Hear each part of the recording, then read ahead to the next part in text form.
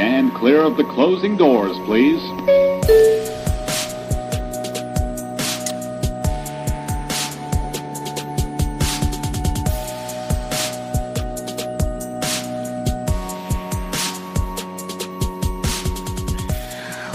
What's up, friends? Welcome back to the TV Terminal. My name is Adam Vale, senior editor over at thecoalition.com. And I'm Josh Lamage, writer for the Coalition. And we are back, people, for Mayor at Kingstown, Season 4, Episode 2, Promises to Keep. Promises to Keep. And you know what? We have some promises to keep as well, which is to continue covering this Butter show. I really do like this show. This show is great. It's chaotic. You can expect the unexpected, and we got a lot more of that in this episode. But what a wild episode. Wild episode. But I just want to do some quick housekeeping. Shout out to Nick, man. Nick. So when we launched the first episode and we were talking about it and we were announcing, we talked about Edie Falco, I literally drew a blank on how we all know her, right? And what did I say? I said Nurse Jackie. You know what? No one knows her from really Nurse Jackie. They know her from Sopranos. And shame on me. Shame on me for not knowing that. A fellow Brooklynite. I mean, she played Carmela. She was Tony Soprano's wife. It's horrible. It's all on me. My apologies for that one. Should have known better. I should have known. Lenny James as well. I blanked on Lenny James. I kept calling. Yeah, he's Morgan. I know who he is. He's from The Walking Dead. But Lenny James, the man is an amazing actor, British actor. Oh, amazing British actor. And I always crack jokes, even on The Walking Dead podcast I do, and of all these British actors that come over and they pull American accents. I'm like, you really couldn't find somebody from Georgia to play this role? You had to get somebody from the UK to do it, but they do fantastic work, so I understand it's not so much of a just the accent or being local. It's the talent, right? They have the talent. But yeah, upset about that with the whole Edie. My bad. Same thing with Lenny James. My bad. But hey, thanks for all the new people that have jumped in on this. Got a lot of new people following. If you're wondering, hey, what else do they cover? We covered a lot. You can, if you're on YouTube, just click the playlist and then you'll find full. When we cover a show, we cover from beginning to end, good or bad. Gen V season 2. Oh my Lord, what a mistake. But anyway, we did it. All right. So thank you to all 36 views. There you go. You guys are awesome for life. You guys are great. I went on their own channels and I started liking. One guy only had like 2 people. I didn't give a shit. I still put a like, right? Just for that. Yeah, thanks for everybody. Like I said, we got the playlist. You can see all the other stuff that's coming. We have Spartacus coming later on. We got Landman coming, and then of course Fallout. So we got some other stuff in the pipelines that we're going to be covering. But hey, I just wanted to get that all out there. Thank you. And let's get into this, man, because this was a wild episode. All right, Mayor of Kingstown, episode 2, Promises to Keep. It's morning at the prison. Oh, yeah. It's morning at the prison. People are praying. The guards are drinking their coffee. It's just morning. Cindy's looking around. We got Merle Callahan, who's in the cell across from or right next to Kyle. He seems to be for those who don't know, that is well, he was the boss of the area. It's a whole big scandal last season, and now we see that he's alive and he's over in what's it, ADSAG, right? Yep. That's this area here. Yes. Mike doesn't know this. And I really thought that Kyle was going to know more about this. And it doesn't look like he does. I mean, who else can he tell, right? At this point, he can't say, oh, right. Maybe he could say to Carmine, he's like, why is Callahan here? But he doesn't say that. So I'm starting to think that maybe he doesn't know who he's talking to. Yeah, well, I think he hasn't seen him. And then on the same end, Merle's kind of trying to figure out who this guy is too. But he's playing with some like string from a sewing. I guess he was like sewing something. Mm-hmm. And then this guy starts freaking out. He's like, I need to see my counselor. Where's my counselor? So Cindy comes over and she's like, all right, keep back. Like, what are you doing? The guy's like, I need to see my counselor. She's like, you're going to see the counselor tomorrow. Like, everyone's going to see the counselor tomorrow. Back up. And he starts banging his head on the guardrails. On the bars. Yeah, he's going nuts. On the bars, yeah. And she's like, back up. And then he takes out like a shank and just starts stabbing himself in the neck.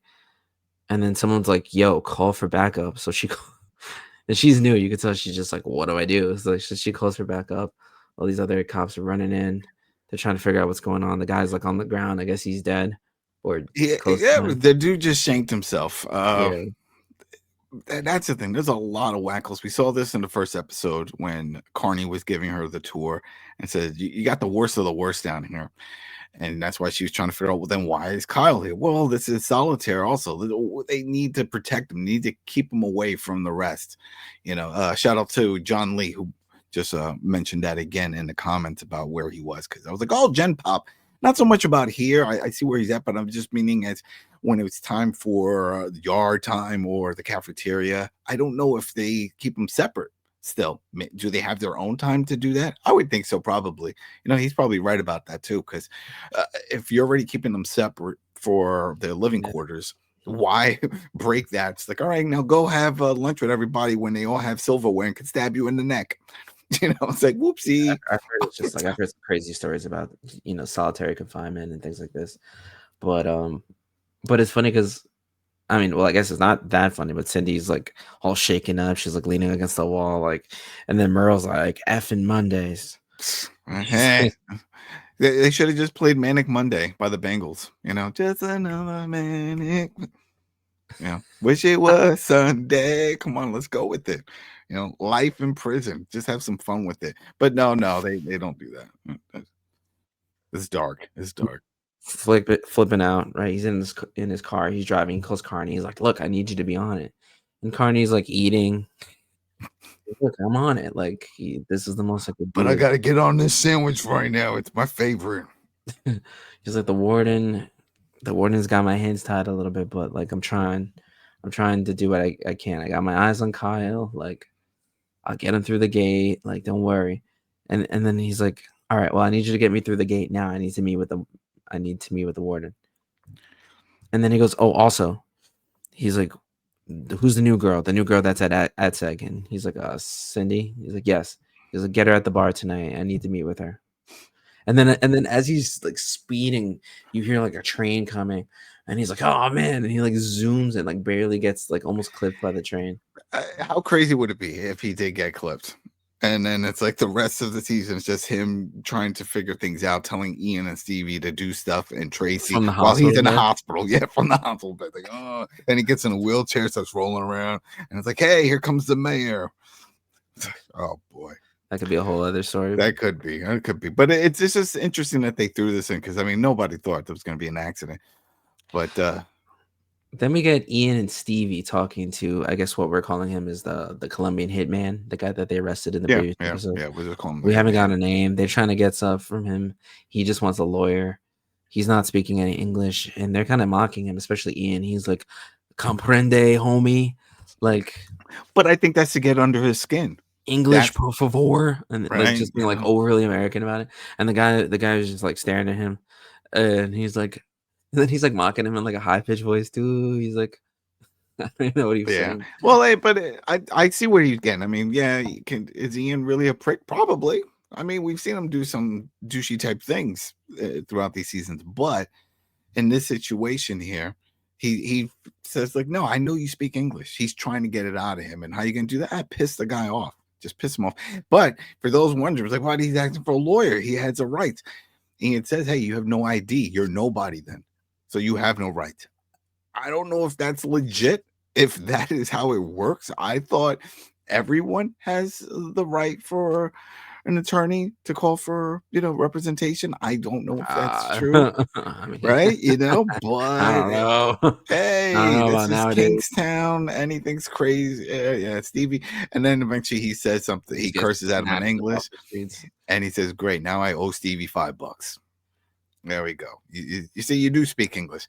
I don't know if just saying a curse in English qualifies. I could say a lot of curse in French, Italian, German, Hungarian. I'm not Spanish. I'm not fluent in a lot of these languages. So I don't know. I mean, no.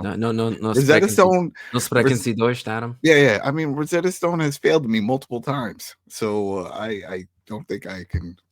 That holds up for me. But hey, that's Ian. But nothing happens. So then Bunny and Moses, I think we have some pictures of these. Yeah, we got bunnies. They're talking near a train track. Well, actually, no, we don't have Bunny Moses. Well, we do have one later on. Yeah, we got one with Bunny, but we got Bunny. But so Frank Moses in the previous episode that we were introduced to. Now I thought he was gonna be like in the shadows type of thing. He's just coming forward right now. So he meets with Bunny. They're standing by the train tracks, the same place where those Russians were beheaded in the previous episode. And he's like, look, like I've been trying to do you a favor. Like I handled that for you. And he's like, okay. It was a gift, right? Yeah. That's what he kept saying. He's like, I did a gift. Here you go. Everybody loves those type of gifts. Like, what do you want? Bunny's like, what do you want? And Frank Moses is like, companionship. He's like, the cartel just tried to take you out. I'll keep what you tried so hard to earn. I'll keep it going. Are you fearful? And Bunny's like, I'm not fearful of nothing. He goes, all right. He goes, what do you want in return? Bunny, again, asking him. And then Frank Moses is like, a future. And it's like, okay, what are you talking about? So then he tells everybody to clear off. They go into Frank Moses' office. He runs the whole train yard.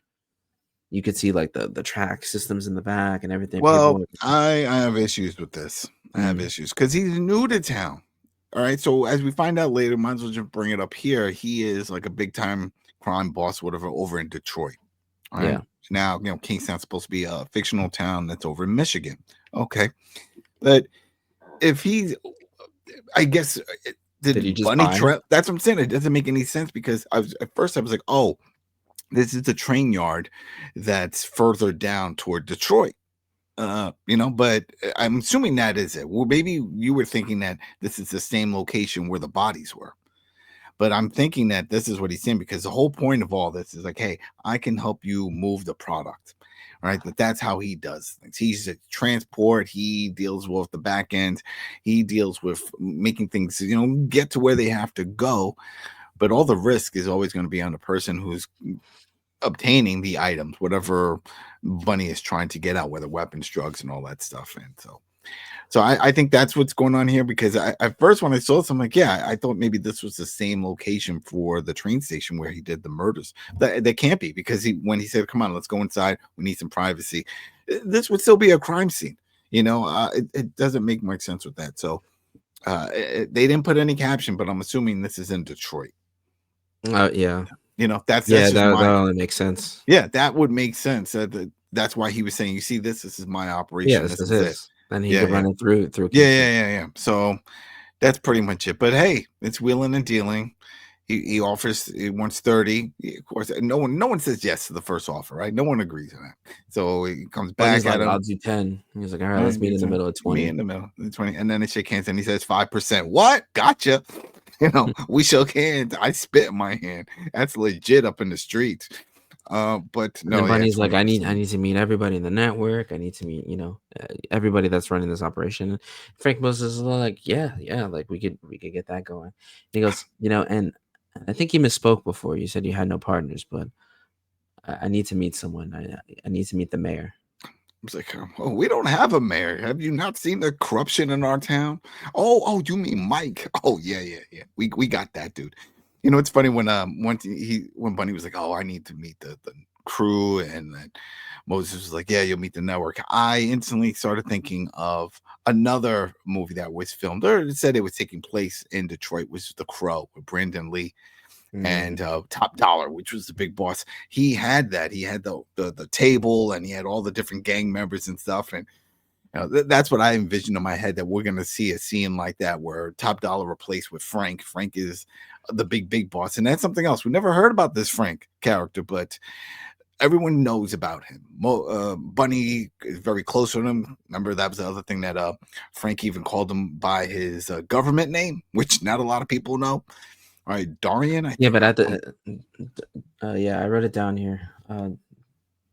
Devron. Yeah, either way, he knew his government name, and that was a big deal. He was like, whoa. He's like, only family knows me. Yeah, and then later on, I don't think they're that close, even, but maybe But he has a lot of info on him. he has a lot of definitely. I mean, everybody knows, and I get it for the show. They're trying to. How else do you prop up a guy as a big boss unless everybody acknowledges that he is a big boss? So it works out, but it's cool. It worked. It worked. It made sense. Now they're gonna get ready to set up that meeting for Frank and Mike. So the next scene, Mikey shows up to the prison yard. I think we have a picture. Yeah. Now we're up to him. He pulls up and gets through the gate. He wants to speak with Hobbs. And, he shows up and he's like, hey, look, things hit the fan with my brother already. And she's like, look, give me grace. Give me a beat. I just got here. I told you I'd keep him alive, wouldn't I? And I kept him alive. Lies. Like, yeah. Lies. Barely. Like, you're not doing anything. She didn't even keep him alive. She didn't do anything because after he took his whooping, he just went into the cell. So it's not like he got treatment or anything. She's like, I can't control every variable, Mike. She's like, I'm still setting in. I kept him alive. Yeah, he had and a then fight. And then he says something wild to her. I think we got some audio here. I can't hold a mine. We have no bargain. Oh, so you didn't promise to look after my brother? I told you I would keep him alive, is he? I am a woman of my word. Okay, from this point on, anything that happens to my brother in your prison, I'll make sure it happens to you. Okay? I, too, am a man of my word. Josh, I'm going to make a promise. If you ever get locked up in prison, I'm going to say that same speech to the warden. I'm going to show up. Something happens to my brother. If anything happens to my brother, I'm going to cut you. Oh. And then they're going to handcuff me for threatening the warden. And then I'll be in the next cell. For those that are new to our show, Adam is my brother. I don't know if people know that. So it's a hidden secret. It is a hidden secret. So that'd be funny. Yeah, that was a wild statement to make, and then he just like dips. I thought she was gonna give him like, "Are you threatening me?" type thing. I don't think she. This is the weird thing with all of this is that you would think that she would be closer to the chief of police, the captain, or something like that. But no, in fact, we haven't even seen the two interact. It's just been the warden, Torres, everybody else in the prison, and Mike. So. Yeah, I was expecting that as well, that she was going to say something like, how dare you threaten me? Nope, none of that. But for those who've been watching Mayor of Kingstown since season 1, we saw Kareem do the same thing. Had the same, like, hey, back up. This is my prison. I handle business here. And then eventually they bend the knee because they realize they do need Mike. And I think it's going to happen here as well. I think she's corrupt. I'm just calling it from right now, especially with her like handler, the guy that's with her, Torres. Yeah, she looks at him right after he leaves, right after Mike leaves, and then she calls him over and she's like, "We need to get Carney out." They want to reassign him, but I reassign him. But all right. So remember, Carney wanted to be reassigned to down in the ad sag over there to watch over Kyle. She said no because of his experience holding. She needs him. So I took that as like she wants to reassign him to send him down there. Like that's it. I don't. Where else are you gonna put him? What is he gonna be doing? Removed. All out because that's a transfer. Then that's because she says she doesn't want any relics from the past. Yeah, I get that, but all right. So maybe she doesn't want any influence from Mike in that prison at all. That's her goal right now. She doesn't even care about Kyle. And if anything, she's using Kyle as bait to see Mike's influence right now. She's not really acting on it. I mean, so then Kyle's back in he didn't leave, but he's in his cell, and Merle's next to him. Across from him, and he throws a comb tied to the strings of like the knitting stuff that he was doing before, and it has a cigarette or two and a matchbox. Lace with crack. No, I don't know. I'm just saying. I'm sure there's something else in there. He was like, yeah, just take a few puffs or whatever, but you won't get addicted. Yeah, you won't get addicted, but it is crack rock, or meth or something. I wouldn't be surprised. I really. What else can he do though? Kyle's in a bad spot. he's in pain. He's all mangled up from everything that's happened. And so, yeah, he's going to do it. He's going to take some puffs, but I'm telling you, I have a feeling there's something else in there, and we'll find out later. And then he starts scratching his all hooked. Hey, give me another hit. Oh, no, they got him. He's a junkie. Oh, that would be sad, right? Sad twist. That would be. But I don't trust him. But he doesn't know Callahan. So right now, he just thinks this is somebody that is just helping him out. So then Mike meets up with Bunny in their usual spot. And they're, Mike is basically like, I want to know what happened with Kyle. Like, who's the attack on Kyle? And Bunny's like, these skirmishes, these things happen, bro. Like, this happens in this. He's like, but it's not a war. And Mike's like, not yet. He's like, and I want to know who killed the Russians. Like, who did it? And then Bunny's all like, I think he's trying to like get away with saying something like, oh no, I don't know. But then Mike looks at him and he's like, I could tell your poker face right now. Like, something, spill it. And he was like, it was Frank Moses. It was a gift to me. And then that's when we find out that Mike knows who Frank Moses is. Because he was like, oh man, oh yeah, I know him. And there you go. That's it. Now he's made. Now we know that everybody knows him. So and Mike's not too happy about this news. He's like, well, why are you getting into this? Like, this is just gonna cause more problems for all of us.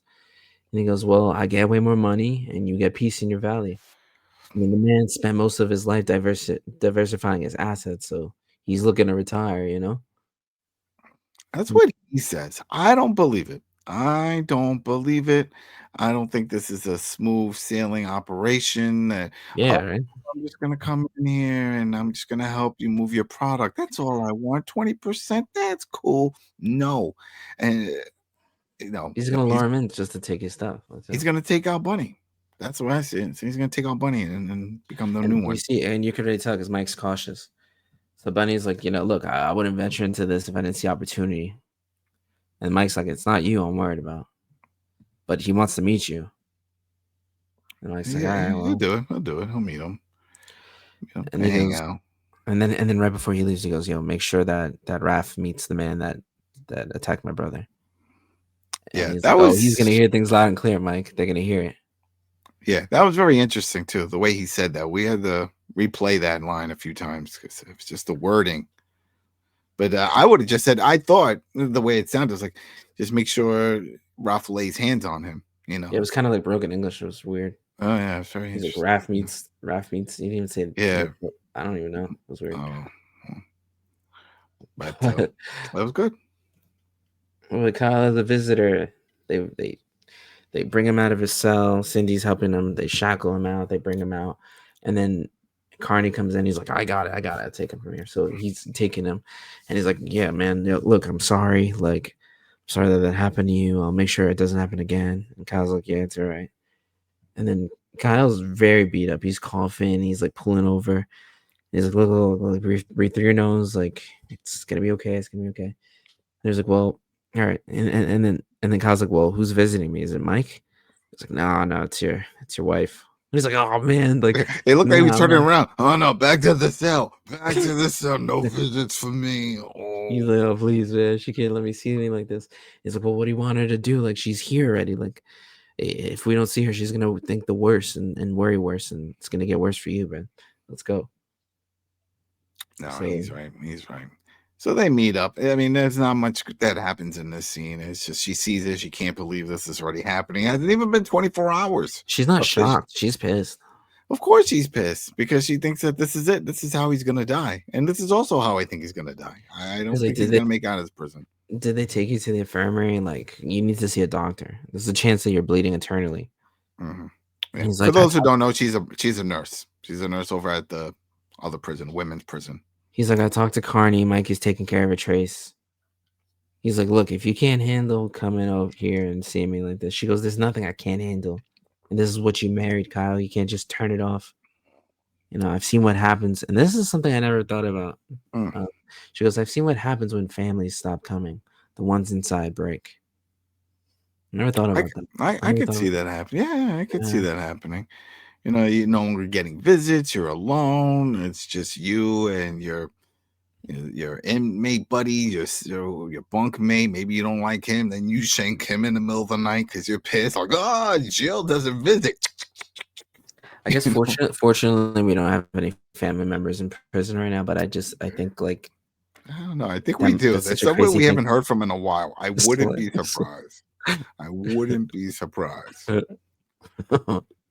Just saying. There's always those that find you on Facebook later on. Yo, what's up? And I haven't I seen just you got in- out, cuz. Yeah, it's Can you been 10 to spawn me? 12.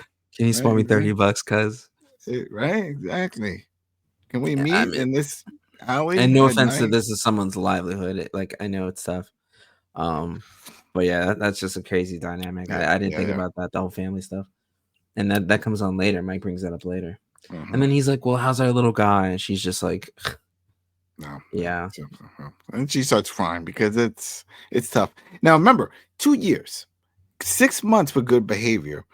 But if he gets on the warden's bad side, I always link this up to Oz because in Oz we see it all the time. Somebody's working out, everything is great, and then they set him up. They start a fight or something. They throw in a knife. They stab the guy somewhere. No, he did it. Yo, what? Yeah, oh, that's it. You're back in the hole. No probation for you. You're stuck in here. So I could see something like that happening. If they try to really screw with him, and if Nina's trying to play hardball with Mike, I could see her just buying into it. I'm like, nah, 6 months. I don't think so. I think he needs to serve his whole 2 years. Right? What do you do? Oh, yeah, right. That would suck. Uh-huh. The next scene, Mike meets up with Ian and Stevie at Ian's hockey practice. I guess he's a hockey coach. That's what he's. I don't remember this. I don't remember if this is something that he did on the side. I don't think he. Yeah. I was thinking, like, I haven't been the biggest fan of Ian, but he's kind of funny in this episode. I'm not gonna lie. Yeah, He's just like yelling at the kids, like cursing at them, and the Mike's like, "Yo, whoa, what's up with the language?" And he's like, "Come on, they curse at me all the time. Like, I'm keeping them out of juvie." What's that? Uncle Danny was part of this. He was a counselor for these kids. There was a police league or something program. yeah. Yeah, you help the kids off the street or whatever type of thing. And I forgot what it was called. I forgot. Yeah, there was some kind of program. Maybe I it's used to something play similar soccer in it, actually. Yeah, it could be something like that. It could be something like that. PAPD, something like that. Yeah. If you guys know what we're talking about, put in the comments. If you know what this is, some kind of program where the police volunteered someone to help the kids. And then something here that happens that we were talking about it while we were watching it, but they were basically telling Mike, like, hey, like, we can't really get much out of the kid, that the Colombian guy that we arrested. Like, what should we do? And then Mike's like, well, cut loose the cartel soldier, like, and follow where he goes. Yeah, because they don't know who he works for. So, like, all right, well, you cut him loose and follow him, and that's it. We found it funny that they're asking Mike's permission on what to do. Like, you do have a captain. We see the captain in a few scenes after this. Isn't that the captain's call? How do these people get these jobs, bro? I don't know. We're still trying to figure out Mike's official role with all of this, because he says it later on when he talks to 4 to seasons Moses. in, and we're still like, what? Right? What Why exactly? How are you? Yeah, how is this working out? How are you making money? Because we really don't throughout the whole season. I mean, multiple seasons. We've seen maybe a handful of Does people he have a deal with actually Bunny? pay Is him. Bunny sending No. He doesn't take money like that. He doesn't. He's never done that. He's been offered. He had Milo in them. They offered. The Russians offered. It was all kinds of stuff. But like he says later on when we get into it with Moses, he's trying to keep the peace. That's it. He's trying to keep everybody safe and yeah, just a good guy. So then we get the prison, the showers. The guy that beat up Kyle is taking the shower. We just see like the back of his head and him like washing his hair. And then we see Raph and another guy walk up a staircase, literally past Kevin, who's at his post, just like letting this happen. Mhm. And they run up the stairs. They go in, they like strangle him, or like they choke him for a second, and then they start shanking him. And then they toss him, and he's dead. And they run out. They leave. Kevin sees them leave. And then goes into his walkie-talkie after he leaves. Yeah, he knew what he was doing. He's helping out, as we all know. He works for Bunny, and it's sort of hinted at the first episode that Nina knows. that he's working, maybe not Bunny, because I don't think she knows who Bunny is, but that he's working with some other people on the outside. So Ian and Stevie let the guy loose, and they're watching him now. He's walking towards like a boarded up building, and they're making comments about his slum, like the slums that he lives in, and then Stevie's like, "Well, I didn't know you grew up rich. Like, what's up with this?" And he's like, "No, I mean, like, look where he's walking." How about look at every other street in Kingstown? It all looks the same. Don't throw shade to anybody, because that whole town looks like that street.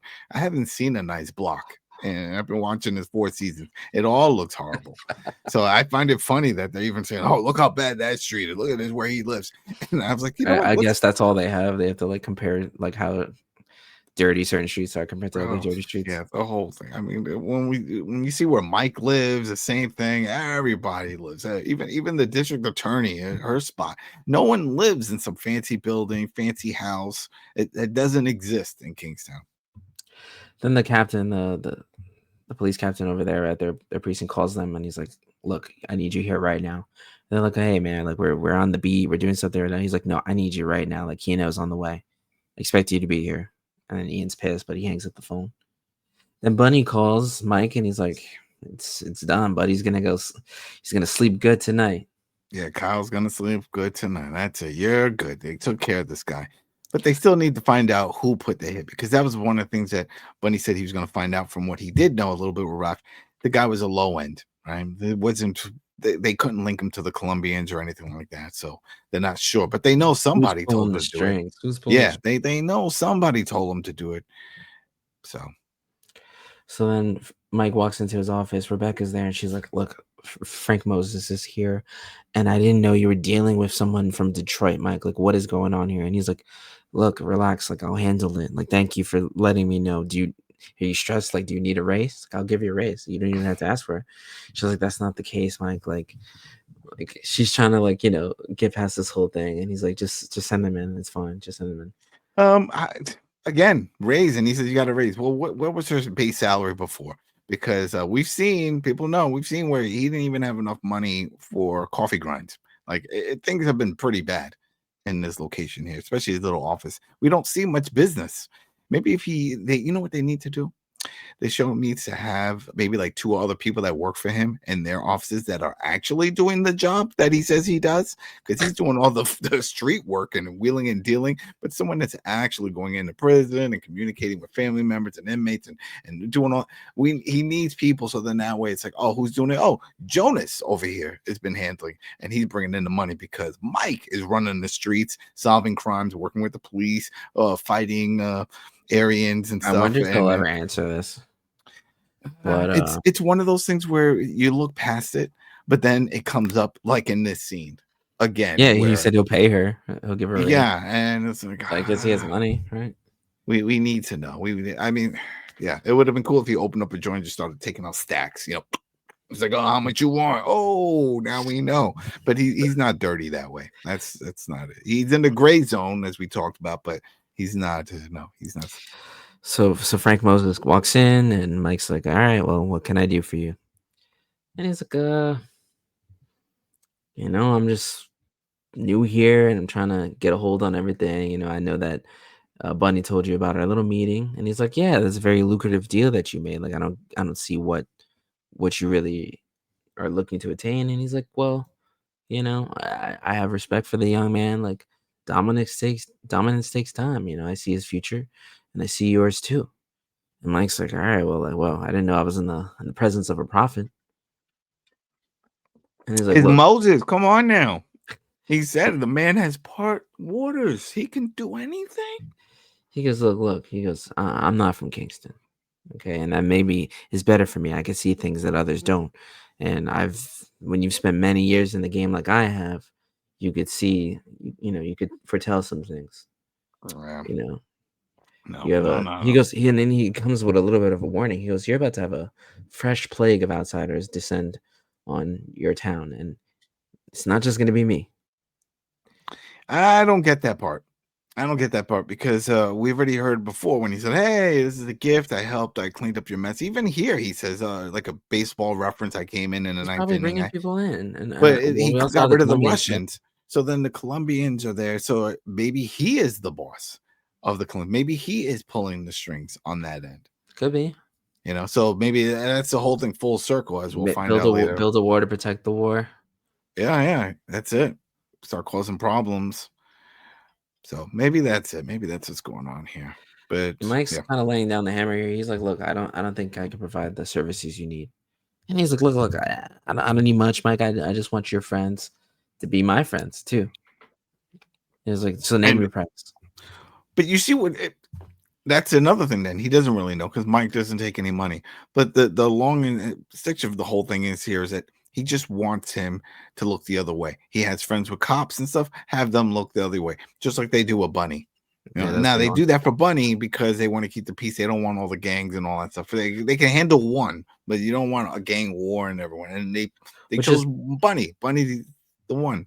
Which is what Mike says here. He goes, "Look, my payout is peace, or at least the promise of it, and it's not for profit." Yeah. And then Frank Moses is like, "Well, any loose ends, Devron and I will tie it with restraint." It's Bunny. Get it straight. That's what he should have said. And Mike was Put like, some respect on that name. Mike was like, "Was that the restraint that you showed those guys on the train tracks?" And he's like, "Look, Mike, you started the game, you started the ball game, and I'm just the closer. So I consider us partners already." And he gets up and leaves. Yeah. There you go. That's it for him in this episode. I don't trust him, man. I'm telling you. I think that he is going to try to take out Bunny. I think he is the boss that's working with the Colombians. A lot of sneaky people in this episode. Yeah, he's got to be the all-knowing.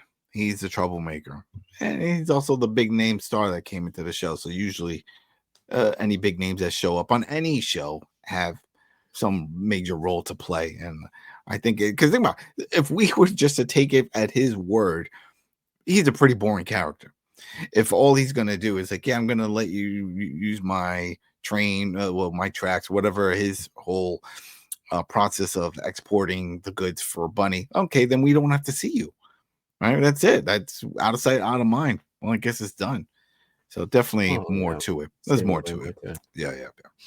So Ian was called in from the captain. He walks into the office and they're like, "Have a seat."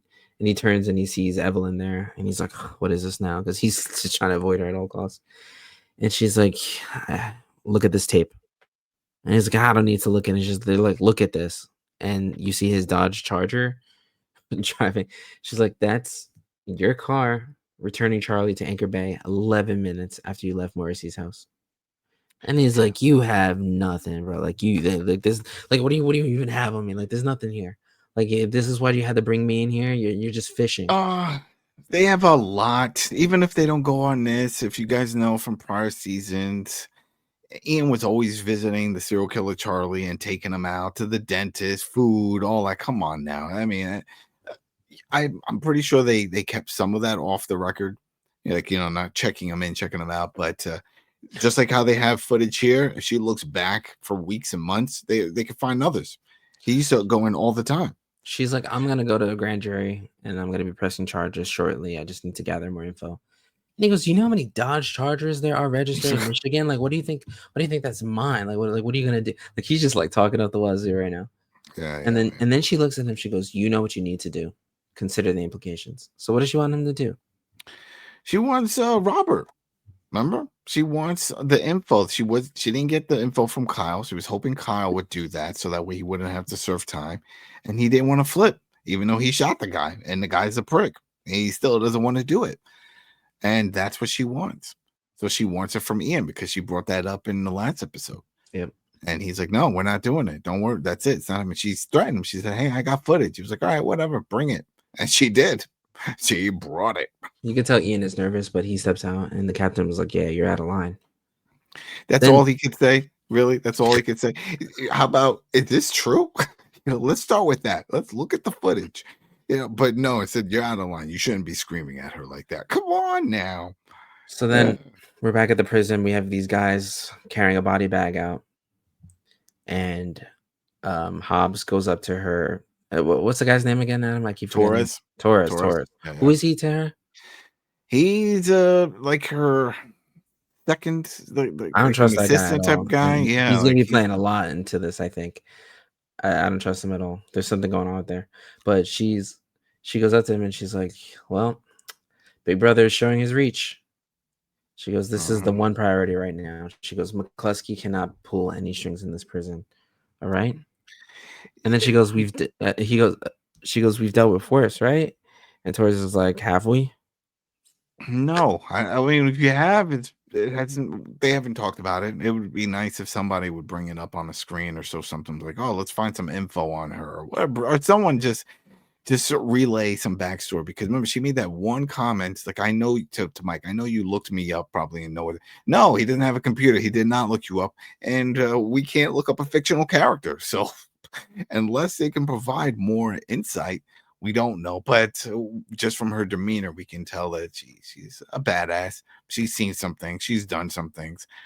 The fact that she's in control of this prison, which is at the time in this universe listed as one of the worst prisons in the United States. There's more revealing stuff that comes about, especially with them, and I can't wait to talk about it after. But right in the next scene, Mike shows up at Tracy's with some groceries, and he's talking to her. He's like, "Look, I tried to warn you. Like, there's a lot of things going on." She's like, "I'm in a constant state of warning in this family." And he's like, "Look, Kyle is making the best of it. Can you like pretend at least that you believe in what he's doing is right, because he believes that what he's doing is right." And she goes, "I come home and I'm with Mitch and I'm alone and I'm worried about everything. I'm worried about every day could be the same as today." And then Mike's like, "I understand, but he needs to know that you have his back. That's the only way he's going to make it through this." This would have been great. And for those who don't know, if he said, let me call Iris, see if she can come back and help. We need her. And then he finds, like, I don't know, whoever picks up the police department in whatever town they found, like, oh, who's this? Oh, she's dead. What? Because he still doesn't know, but she was living there for a while. She was helping. She was doing the whole thing. She was trying to clean up her life. And they really need her now, because then the mom is already gone. She passed, and yeah, Tracy's there alone with this kid, and this is tough. This is tough, very tough. Then we see the kitchens and the cafeteria. All the guys are putting food out for the prisoners and stuff. The prisoners themselves are serving each other, and Carney is observing Torres talking to Roberto, and he just like runs over, and they're speaking Spanish to each other. He runs over and he pushes Roberto against a wall, and then like gets him out of there. And then he turns to Torres and he's like, "Yo, like, 3 paces? You're lucky to be alive." He's like, yeah, sure. He's like, that's my buddy. We went to high school together, you know. Then we have Evelyn driving, and Ian's on the top of the bridge, like watching her in her car as she's driving, and he's like contemplating. So, gotta see what's gonna happen with that. That was a very weird scene.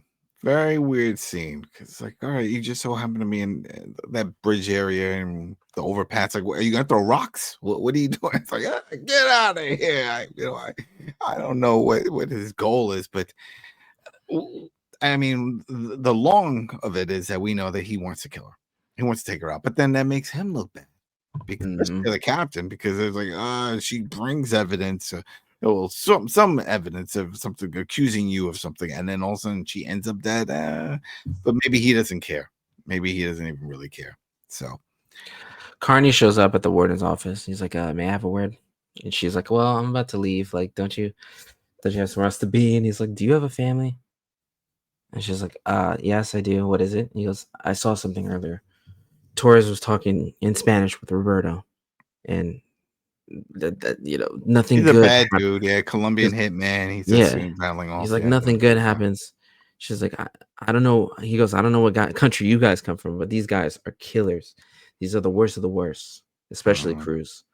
And she goes, and maybe you should keep a 50-foot pole from Torres, right? Yeah.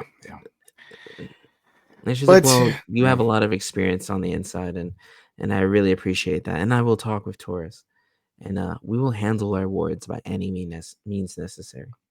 And then, like, as he walks off, she like looks all menacing and stuff. So again, like, what is going on with her and Torres?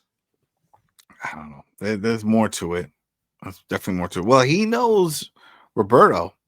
He obviously knows that there's something going on. Mm-hmm. There's something going, but I don't know. It's interesting with her. It's interesting. Maybe them If she, taking over, they're infiltrating that prison. That's could why be. Roberto is probably having a little chip on his shoulder, because he has maybe the word inside with things. There's something probably there. Maybe there's a connection from a previous prison or wherever she came. I don't remember. I have a feeling. There's something going on with her. Mike calls Bunny, and they talk about how Frank Moses came to speak with him and stuff. And then he goes, look, basically, he's like, look, if you're gonna do what you're gonna do, if you're gonna drop a body, please do it out of town so it makes my job easier. And then Bunny's like, look, the Alliance is all about family. This is what I'm doing for mine.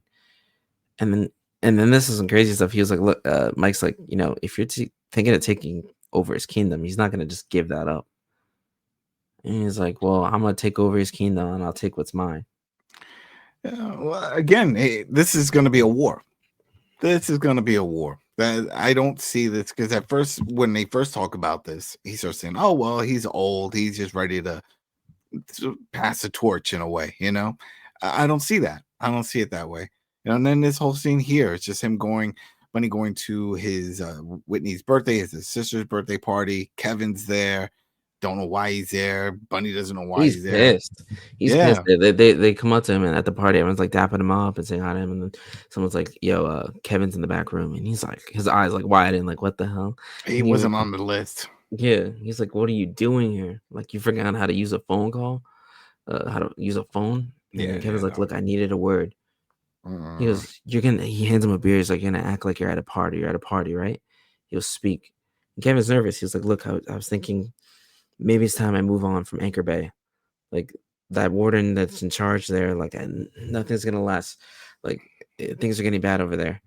And then again, well, Bunny is also even more pissed, but he goes, look, nothing's gonna last forever, and it is what it is. Play the game like you did with the last warden.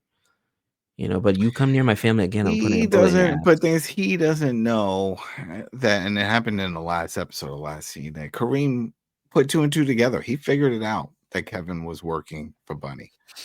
So he doesn't. I don't think Kevin even brought that up. It's like, oh, he was on to me. He knew what was going on. But he wants him to stay there, and it makes sense, because that's what he needs. He needs his own person in there to help on that end, like what we just saw there. That situation. There's no way Raphael would have been able to get close to this guy if it wasn't that they knew the guard. But now that I think about it, forget that. They could, because all the guards there are all on the side of Kyle, and they all want, he's one of the boys. So they all could have looked the other way. Even if Kevin's not there, they could have definitely be like, all right, who's watching this dude that pulled the attack on Kyle? I'm going to be over there watching. All right, well, how about you take a smoke break? Will do. And then just help. I could see the guards just going in there, because he didn't see what happened. They put a bag over his head, or a cloth, whatever, and they stabbed him up. He didn't even see, and he didn't survive either, so it doesn't even matter. Well, we get Kyle. Speaking of Kyle, back in the jail cell, Merle throws him something else again, and Merle's like, "Look, it's for the pain." And so Kyle picks it up, he opens it, and there's some pills. And then Merle's like, it's funny. It's like that sick bastard that hurt you met his maker. Because I've never met a con that help a cop. Get killed. He knows that he's a cop. And now he knows, but now Kyle knows that this guy knows, but he doesn't know who he's talking to. He goes, when you're ready, I want to hear your story. I'm all ears. And then in that same sentence, Kyle looks at the pills, and then he folds it up and doesn't use them. Of course not, because he knows what's happening here. I'm telling you, he's gonna mess him up. So then Mike shows up at the bar that he had asked Carney to set up earlier to meet up with Cindy. And Cindy's like, wow, I thought it was going to be stood up. And he's like, no, I'm here. And so they start talking, and then she goes, look, I can't wait around too long.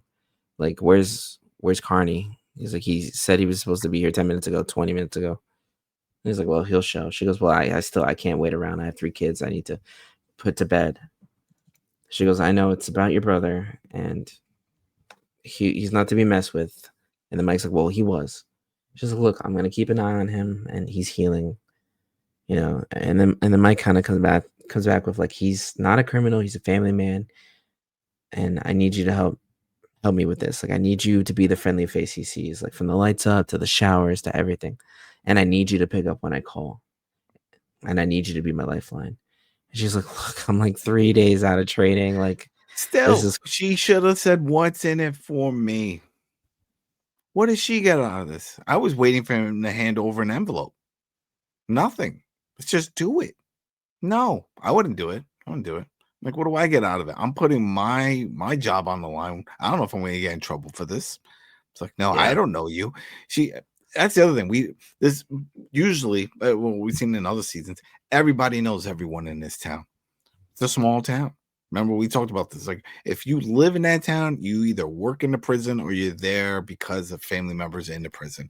So she has to be one of the two, and she works there. So there goes that. But he wouldn't know. He's the mayor, knows everybody. So I'm surprised that hasn't come up yet, or him, or even. Well, I guess he'll pull some strings for her or look out Like, for her in some months. But he didn't even it ask. should be brought up. Yeah, he didn't even ask. He was like, "What made you want to take this job? Why are you here? Where'd you come from?" It's just like, "All right, you're new here. Well, look out for my brother. Start calling me. I need to know everybody. There's a high turnover down there. I want to know who's there, Yeah, when he's they like, leave. A whole thing. Come on." he's like, the last thing I need from you is, at least right now, he's like, I need the list from AdSec. No, nothing's for I need free. to. She's like, you need to know who's with him. She's like, yep.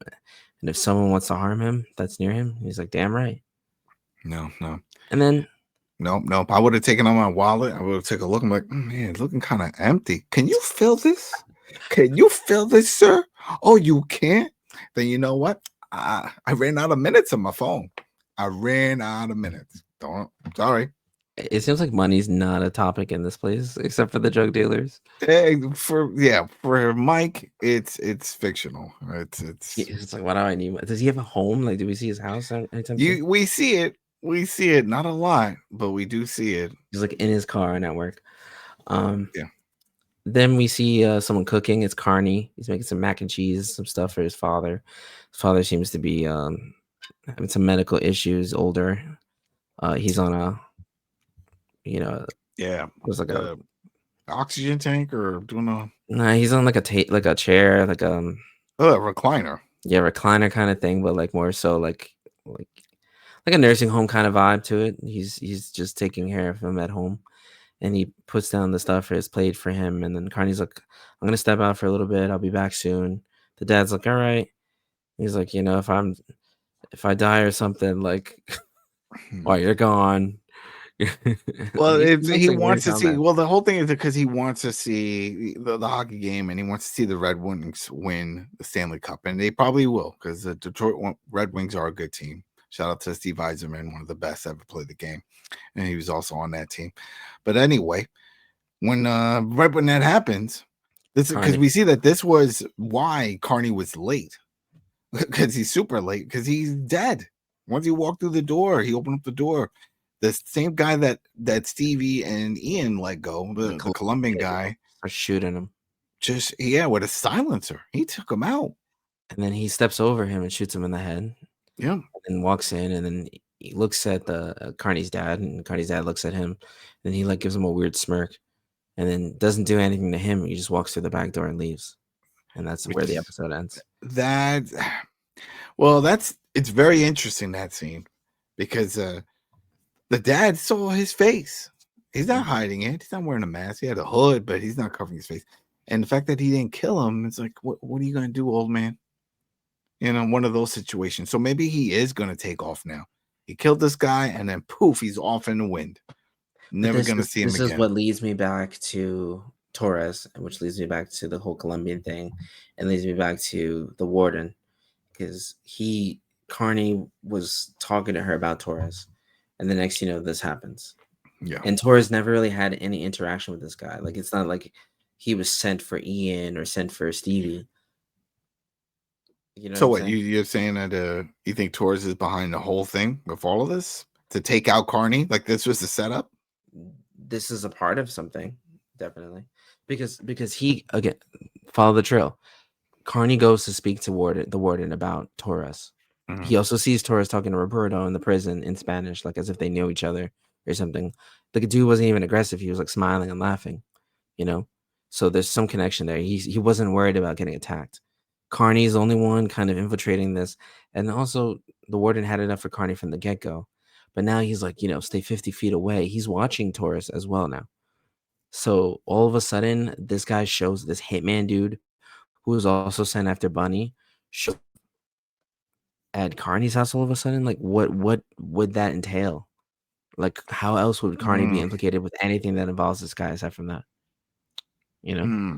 We'll see. All right. Well, I still think Kyle is going to die. RB7 over in the comments doesn't think it's going to happen, but I think it will happen. I think this is I don't know. I don't think. I think it's going to be hard. I think it's going to be tragedy. We've never seen a happy ending for anyone on this show.